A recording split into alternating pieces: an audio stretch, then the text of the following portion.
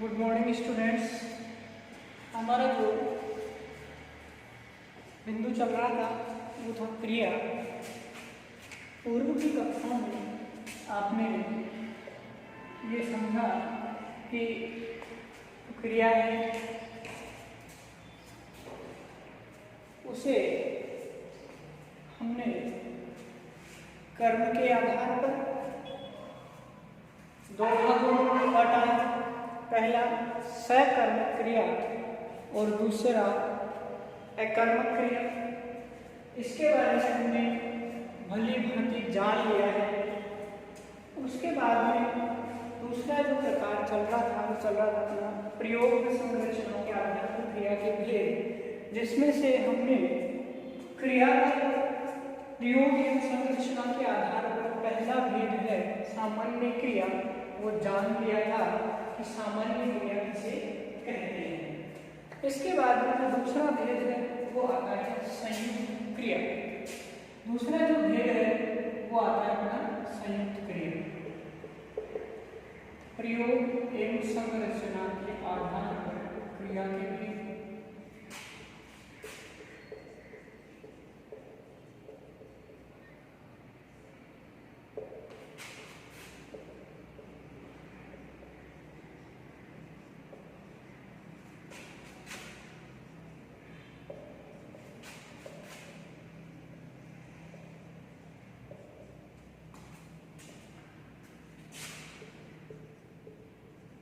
संयुक्त क्रिया किसी तरह की संयुक्त क्रिया। तो देखिए संयुक्त क्रिया की परिभाषा होगी वो क्या होगी। वे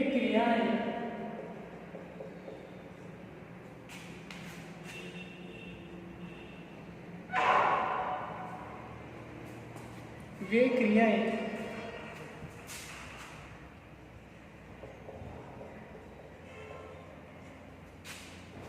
जो दो या दो से अधिक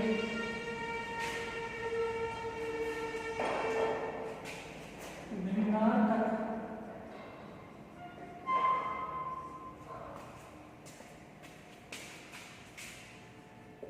क्रियाओं के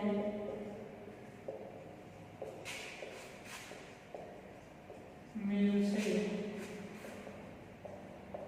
बनते हैं संयुक्त क्रिया कहलाते हैं।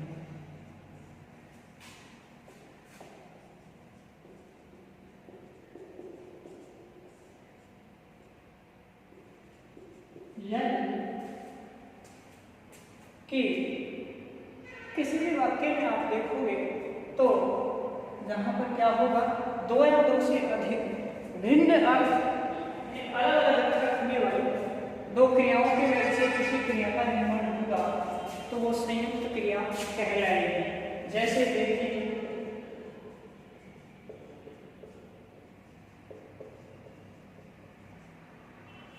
मोहन ने खाना खा लिया, या कविता ने खाना बना लिया। तो यहाँ पर आपके सामने जो दो उदाहरण लिखे हुए हैं, इन उदाहरणों में आपको स्पष्ट नजर आ रहा होगा कि जो संयुक्त क्रिया कौन सा है और किन क्रियाओं से संपन्न हुआ है। तो जो संयुक्त क्रिया है वो आपके सामने स्पष्ट हो गई होगी कि मोहन ने खाना खा लिया होगा। तो पहला जो वाक्य है उसमें निम्न जो दोनों क्रियाएं हैं, खाना और लेना, यानी खाना खा लिया तो यानी खाना क्रिया है, और दूसरा जो वाक्य है कविता ने खाना बना लिया, इस वाक्य में बनाना और लेना दोनों क्रियाएं हैं। तो जिस वाक्य में इस प्रकार से दो भिन्न अर्थ रखने वाली क्रियाएं क्रियाओं के वेग से किसी क्रियापद का निर्माण होता है वो संयुक्त क्रियाएं कहलाती हैं। तो निम्न के दोनों वाक्य हैं, उन वाक्यों में प्रस्तुत वाक्य में खाना और लेना दोनों क्रियाओं से खा और लिया शब्द का क्या हुआ है, निर्माण हुआ है। और यहाँ पर बनाना और लेना दोनों क्रियाओं के योग से बना लिया क्रियापद का निर्माण हुआ है। ठीक यहाँ पर भी खा लिया क्रियापद का निर्माण खाना और लेना दो क्रियाओं के योग से हुआ है। तो हमारी जो संयुक्त क्रिया की बात है वो आपके सामने स्पष्ट हो गई होगी कि जब कोई वाक्य दिया हुआ हो और उस वाक्य में दो अलग अलग क्रियाएं अलग अलग अर्थ रखने वाली दो क्रियाएं किसी एक क्रियापद में जुड़ जाए तो वो क्रियापद जो होता है या कौन सी क्रिया का उदाहरण होता है, संयुक्त क्रिया का उदाहरण होता है। इन शास्त्रों से इस नजर आ रहा है कि जहां पर दो भिन्न अर्थ रखने वाली क्रियाएं एक साथ आएगी, एक क्रियापद का निर्माण करेगी, तो वो क्रियापद कौन सा क्रियापद होगा, संयुक्त क्रियापद होगा। इसके बाद में जो अपना अगला भेद आता है वो आता है प्रेरणार्थक क्रिया। इसके बाद में जो क्रिया का अगला भेद आता है वो आता है प्रेरणार्थक क्रिया।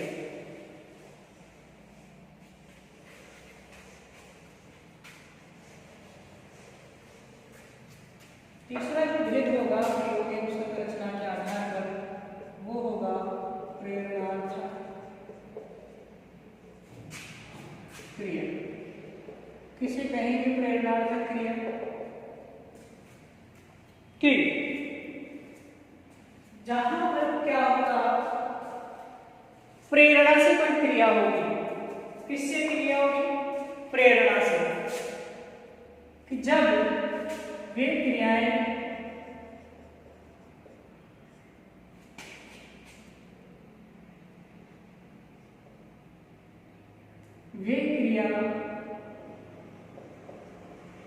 जो जिन्हें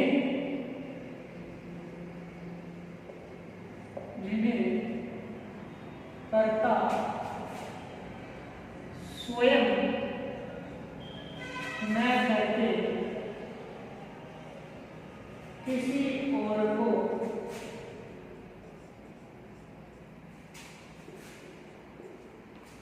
उस क्रिया को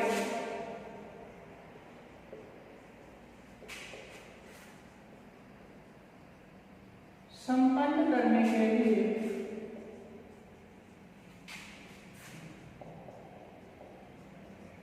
प्रेरित करें,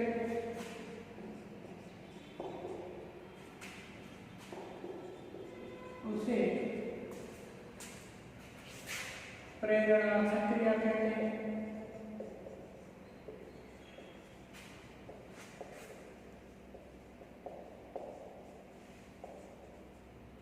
देखो प्रेरणार्थक क्रिया किसे कहेंगे कि वे क्रिया जिन्हें कर्ता स्वयं करके किसी और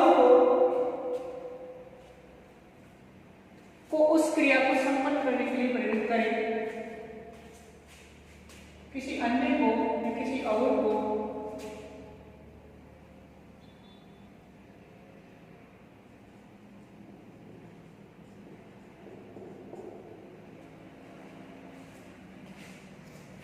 देखिए वे क्रियाएं जिन्हें कर्ता स्वयं न करके क्या करे, किसी अन्य को उस क्रिया को संपन्न करने के लिए प्रेरित करे, उसे प्रेरणार्थक क्रियाएं कहते हैं।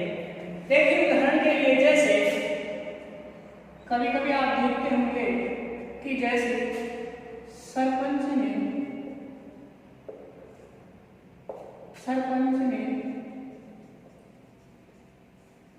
गांव का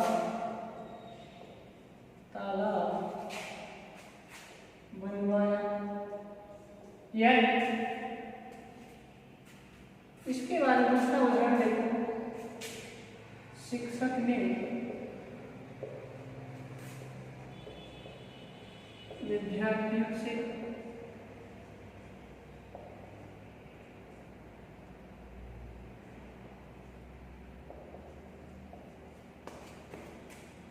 पाठ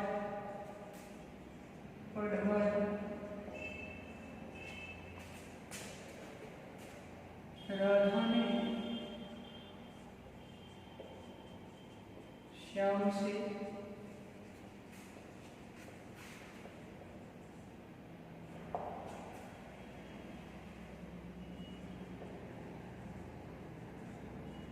बांसुरी बजवाई। यानी निम्न उदाहरण है, उन उदाहरणों जो करता है वो कर्ता स्वयं कार्य नहीं कर रहा है। अर्थात हम देखते हैं कि जब भी कोई वाक्य होता है उसमें कर्ता कौन होता है, जो काम करने वाला होता है। लेकिन प्रस्तुत जो वाक्य है, इन वाक्यों में जो कर्ता है वो स्वयं काम नहीं करके, अर्थात स्वयं क्रिया नहीं करके किसी अन्य को क्या करता है, कार्य करने के लिए प्रेरित करता है, किसी अन्य से उस क्रिया को संपन्न करवा रहा है। तो इस प्रकार की जो क्रियाएं होती हैं, इस प्रकार की क्रियाओं के जो उदाहरण होते हैं, वे सबके सब इस प्रकार की क्रियाओं के उदाहरण होते हैं, प्रेरणात्मक क्रियाओं के उदाहरण होते हैं। अर्थात यहाँ पर कर्ता ही दूसरे लोगों को उस कार्य को संपन्न करने के लिए उन्हें प्रेरित करता है और वे लोग उस कार्य को क्या करते हैं, पूरा करते हैं। तो पहला जो वाक्य है कि सरपंच ने गांव का तालाब बनवाया, यानी बनाया नहीं, बनवाया।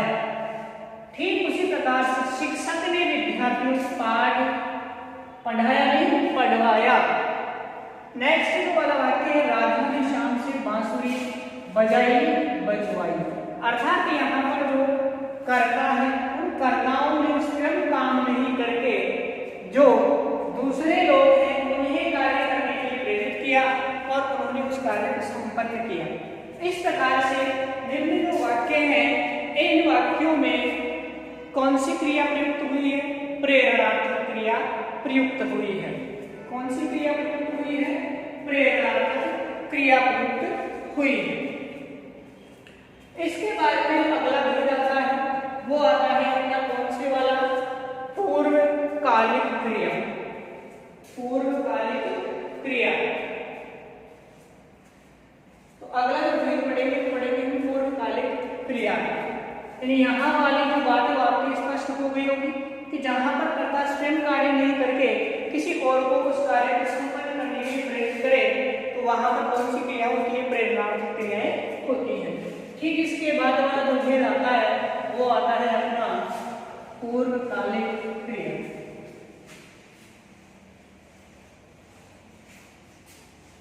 पूर्वकालिक क्रिया किसे कहें, जैसे कि पूर्वकालिक, इस शब्द से ही इसका अर्थ स्पष्ट हो रहा है कि पूर्व यानी पहले और काल यानी काल प्लस एक प्रत्यय के योग से बना शब्द है कालिक। पूर्वकालिक अर्थात पहले वाले समय में जो क्रिया संपन्न हुई है उसे पूर्वकालिक कहेंगे। अर्थात क्या होता है कि जब वाक्य में एक साथ दो क्रियाएं आए और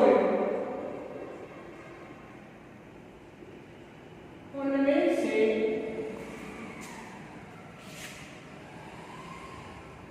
एक क्रिया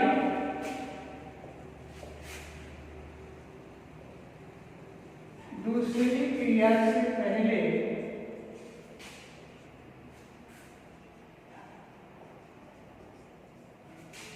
पूरी हो जाए,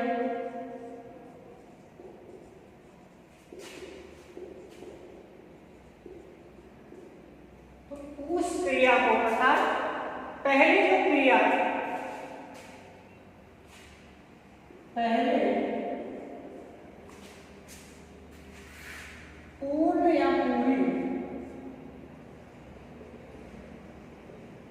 होने वाली क्रिया को पूर्वकालिक क्रिया कहते हैं।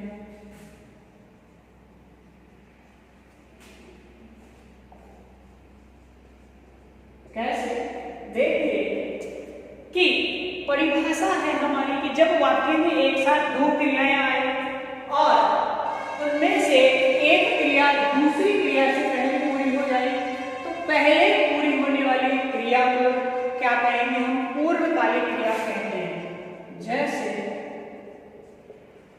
बालक पढ़कर सो गया,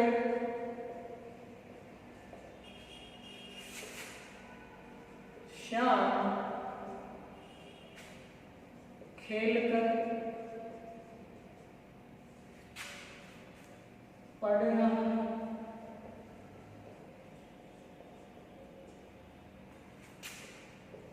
गीता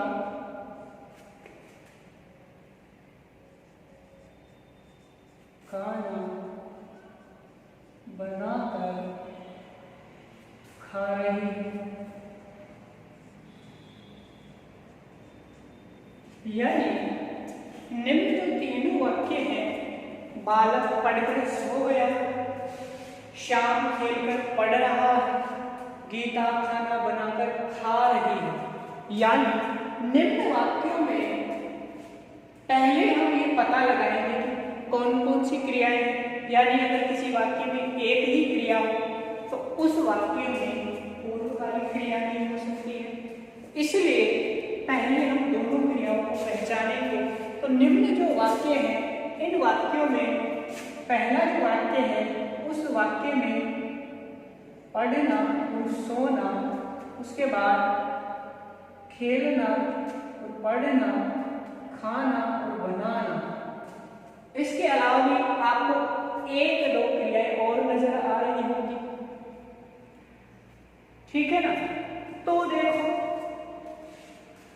पहले वाला जो वाक्य है उस वाक्य में क्या हुआ है? बालक पढ़कर सो गया, अर्थात बालक पढ़कर अर्थात पढ़ने की क्रिया उसने पूर्व में संपन्न कर ली, यानी पढ़ने की क्रिया पूरी हो चुकी है और उसके बाद में वो कौन सी क्रिया कर रहा है? सोने की क्रिया कर रहा है। अर्थात दो क्रियाओं के साथ में संपन्न होने पर या दो क्रियाएं जब एक साथ आए वाक्य और उनमें से एक क्रिया पहले पूरी हो जाए तो पहले पूरी होने वाली क्रिया कौन सी क्रिया कहलाएगी? पूर्वकालिक क्रिया कहलाएगी।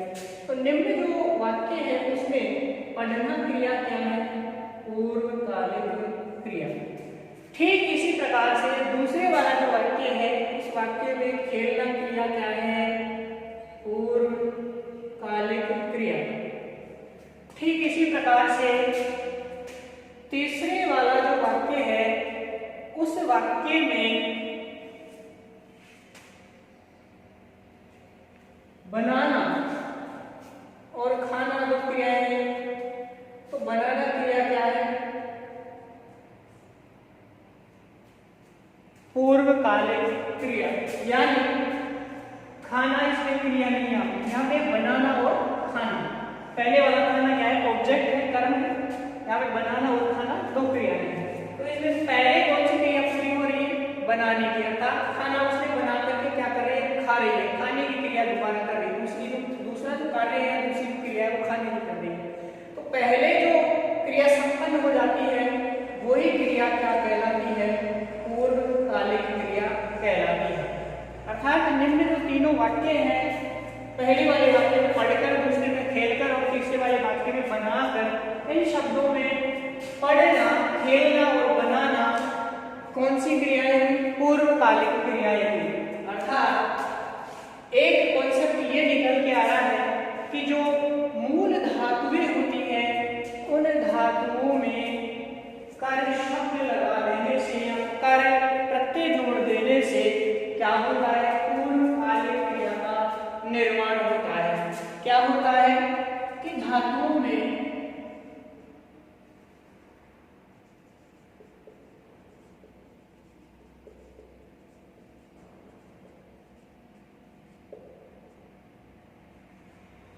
कार्य प्रत्यय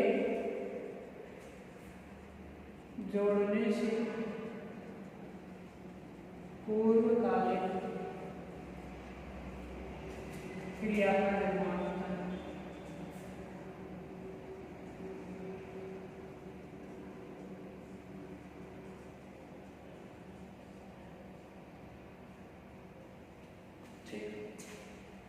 तो यहाँ से थोड़ी सी बात समझ में आई होगी आपके कि जो पूर्वकालिक क्रियाएं होंगी उन क्रियाओं में धातु में कर प्रत्यय जुड़ा हुआ होगा और उसके योग से कौन सी धातु संपन्न हुई होगी?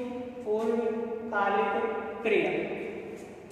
पूर्वकालिक क्रिया देखिए ये अपना चौथा भेद होगा, क्योंकि पहला भेद हमने पढ़ा था सामान्य क्रिया, दूसरा हमने पढ़ा संयुक्त क्रिया और तीसरा जो भेद था अपना प्रेरणात्मक क्रिया और चौथा भेद है पूर्वकालिक क्रिया। इसके बाद जो बात आती है वो आती है सजातीय क्रिया। कौन सी क्रिया है इसके बाद? सजातीय क्रिया। इसके बाद में जो अपना अगला भेद होगा वो होगा सजातीय क्रिया। सजातीय स यानी समान जातीय, सह यानी समान या साथ। देखिए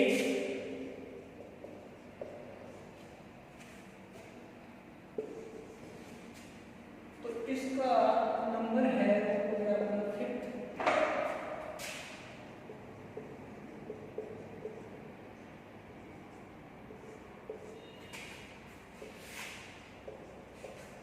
तो वे क्रिया जो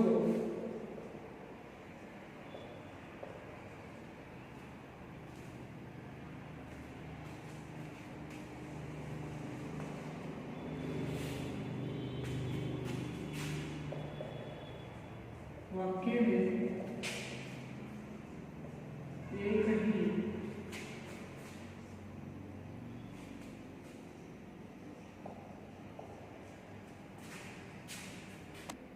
देखिए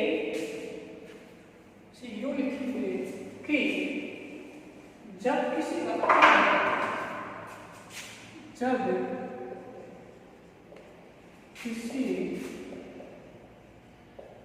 वाक्य में एक ही धातु से बने कर्म व क्रियापद प्रयुक्त हो तो उसे सजातीय क्रिया कहेंगे।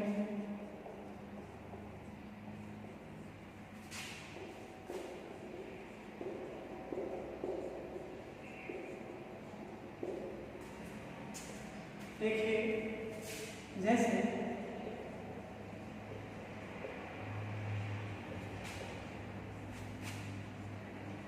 भारतीय सैनिकों ने लड़ाई लड़ी।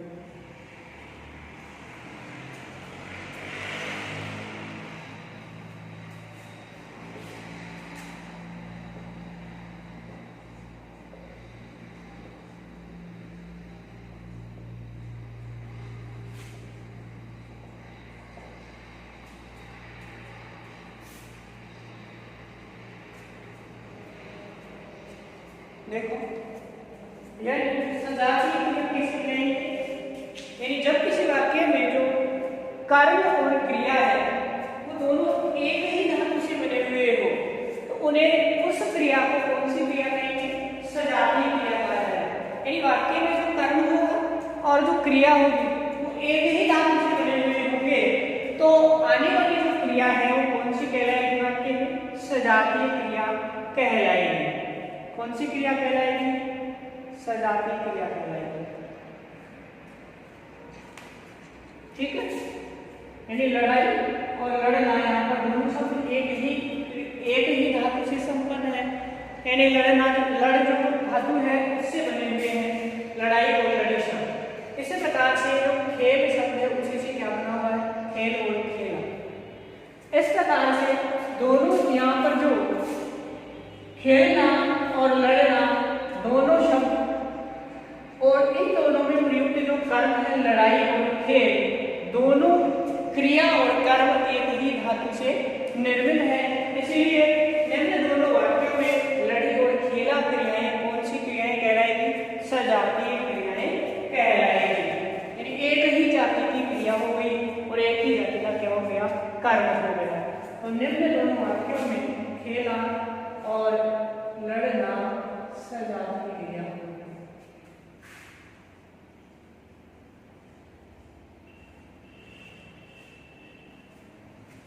इसके बाद में अगला भेद आता है सहायक क्रिया। अगला जो भेद आता है वो आता है सहायक क्रिया। सहायक क्रिया क्या होती है? देखिए,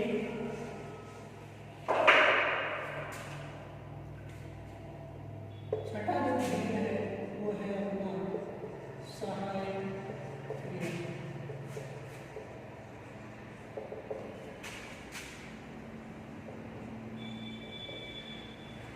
जब वाक्य में मूल क्रिया की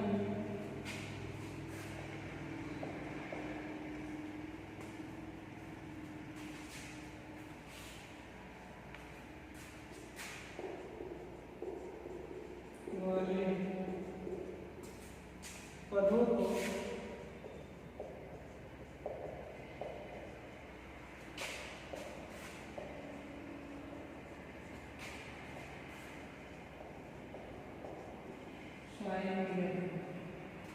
वाक्य में जो मूल क्रिया होगी उसकी सहायता करने वाले जो अन्य क्रियापद होंगे उन्हें क्या कहा जाएगा? सहायक क्रिया कहते हैं। जैसे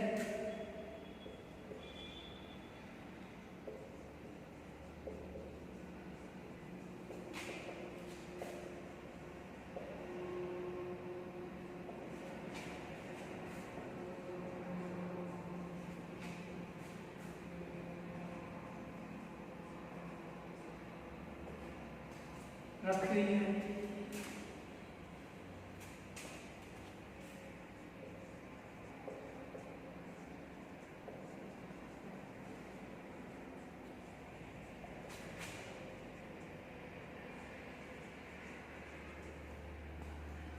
यानी मूल क्रिया की सहायता करने वाले जो अन्य पदों होते हैं उन्हें क्या कहा जाता है? सहायक क्रिया कहा जाता है। तो प्रस्तुत जो दोनों वाक्य हैं इन दोनों वाक्यों में जो मूल क्रिया है वो है हमें रखना। पहला जो वाक्य है उसमें मूल क्रिया रखना और दूसरी वाला जो वाक्य है उसमें मूल क्रिया है हमें बनाना। तो निम्न जो वाक्यों में मूल क्रिया है उसकी सहायता करने वाले जो पद हैं वो है पहले वाले वाक्य में देना, दी और है शब्द, यानी दी और है शब्द क्या है? मूल क्रिया की क्या कर रहे हैं? सहायता कर रहे हैं। अर्थात श्याम ने मेरी पुस्तक रख। इसके बाद में अगर आगे वाले जो पद हैं वो नहीं आते हैं तो वाक्य कैसा लगता है? जैसे अपूर्ण है। इसलिए ये दोनों पद क्या हो गए? सहायक क्रिया की अंग हो गई। अर्थात मूल क्रिया की यानी वाक्य पूर्ति में ये मूल क्रिया की क्या कर रहे हैं? सहायता कर रहे हैं। इसलिए इन्हें सहायक क्रिया कहा जाएगा। दी और है को सहायक क्रिया कहा जाएगा। तो दूसरे वाला जो वाक्य है उस वाक्य में सविता ने खाना बनाया है, तो इसमें जो है शब्द है वो क्या है? सहायक क्रिया। निम्न जो शब्द है वो क्या है? सहायक क्रिया है शब्द क्या है? सहायक क्रिया। यानी बनाया, सविता ने खाना बनाया है, यानी काल का पता चल रहा है, इसकी सहायता करने के लिए आपको कारण बताने के लिए, इसलिए इसमें है शब्द क्या है? सहायक क्रिया। इस प्रकार से प्रयोग एक संरचना के आधार पर ये अपना छठा भेद पूरा हो चुका है। इसके बाद में जो अगला भेद आता है वो देखिए कौन सा आता है। अगला भेद आता है वो आता है अपना नाम धातु और उसके बाद जो अगला भेद आता है वो आता है अपना कौन से वाला, कृदंत क्रिया। अब ये समझे हम थोड़ा सा कि नाम धातु और कृदंत क्या होते हैं। यानी नाम धातु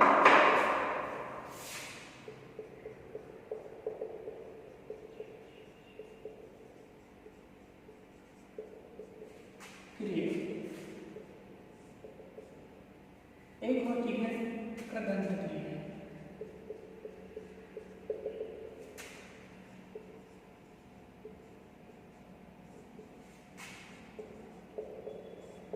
देखो आपने देखा होगा कि जो संज्ञाएं होती है तो संज्ञाएं क्या है, संज्ञाएं क्या होती है, नाम होती है। क्या होती है, नाम होती है। कौन, संज्ञा। दूसरी बात है जो संज्ञा के स्थान पर आने वाले शब्द होते हैं उन्हें क्या कहते हैं, सर्वनाम कहते हैं। और इन दोनों की जो विशेषता बताता है उसे हम क्या कहते हैं, विशेषण कहते हैं। क्या कहते हैं, विशेषण कहते हैं। यानी ये जो तीनों शब्द हो गए तो एक ही क्या है, बात हो गई। अर्थात संज्ञा के स्थान पर आने वाले शब्द सर्वनाम होते हैं और संज्ञा और सर्वनाम की जो विशेषता बताता है उसे क्या कहते हैं, विशेषण कहते हैं। तो क्या हुआ, ये तीनों नाम ही क्या होंगे, पर्याय होंगे। इसलिए यहाँ पे जो अपना शब्द है वो है नाम धातु क्रिया। यानी क्या होगा कि जब किसी वाक्य में क्या होगा, जब क्रिया के रूप में क्या होगा, कोई विशेषण संज्ञा सर्वनाम या विशेषण क्या हो, क्रिया के रूप में काम में लिया जाए। यानी किसी वाक्य में क्या हो, जब किसी संज्ञा सर्वनाम या विशेषण से क्या किसका निर्माण हो, क्रिया का निर्माण हो। किसका निर्माण हो, क्रिया का निर्माण हो। और क्रिया के निर्माण से क्या हो, क्रियापद बने तो उन क्रियापदों को क्या कहते हैं, नाम धातु क्रिया कहते हैं। यानी जब संज्ञा सर्वनाम या विशेषण से किसी क्रियापद का निर्माण होता है तो हम उन्हें क्या कहेंगे, नाम धातु क्रिया कहते हैं। तो देखिए इसके अलावा यानी संज्ञा और सर्वनाम का क्रियापद का निर्माण होगा तो उन्हें नाम धातु कहेंगे। लेकिन एक जो अगला भेद है नाम है कृदंत। तो इसलिए क्या होती है कृदंत क्रिया। यानी आपने देखा होगा कि जब हमने पहले शुरू में जब क्रिया की बात की थी, क्रिया शब्द कैसे बना है, तो हमने एक बात की थी कि मूल भाषा है। तो मूल भाषा है अपनी संस्कृत। कौन सी है, हिंदी की गंदी संस्कृत। तो क्या होता है, जो धातुएं होती है संस्कृत में, जो धातुएं होती है, जैसे कोई भी धातु ले लें तो उन धातुओं में हमने क्या किया, प्रत्यय जोड़ दिया। मूल धातु में क्या किया, प्रत्यय जोड़ दिया। तो मूल धातु में प्रत्यय जोड़ने से जो क्रियापद बना, जो क्रिया का निर्माण हुआ, उन्हें कृदंत क्रियाएं कहा गया। यानी दो चीजें हमारे सामने आ गई। एक तो हुआ कि संज्ञा सर्वनाम या विशेषण हो और उनसे क्या हो, किसी क्रियापद का निर्माण हो, तो उन्हें तो क्या कहा जाएगा, नाम धातु क्रिया। और अगर धातुओं में क्या जोड़ा जाए, कोई प्रत्यय जोड़ा जाए, तो उससे बनने वाला जो क्रियापद है कैसा, कैसी क्रिया कहलाएगा, वो कृदंत क्रिया कहलाएगा। तो यहाँ पर आपके सामने दो बातें हैं, एक तो है नाम धातु क्रिया और दूसरी वाली है कृदंत क्रिया। तो यहाँ पर दोनों आपको स्पष्ट कर लेना चाहिए कि जैसे कई बहुत सारे क्रियापद अपने सामने आते हैं, जैसे नाम धातु में लिख दिया, जैसे मैं लिख रहा हूँ अपना शब्द। अपना शब्द क्या है, सर्वनाम, जिससे बनने वाला जो क्रियापद होगा वो क्या होगा, अपना। यानी जब संज्ञा सर्वनाम या विशेषण से किसी क्रिया का निर्माण होता है तो उन्हें नाम धातु क्रियाएं कहते हैं। और अगर किसी धातु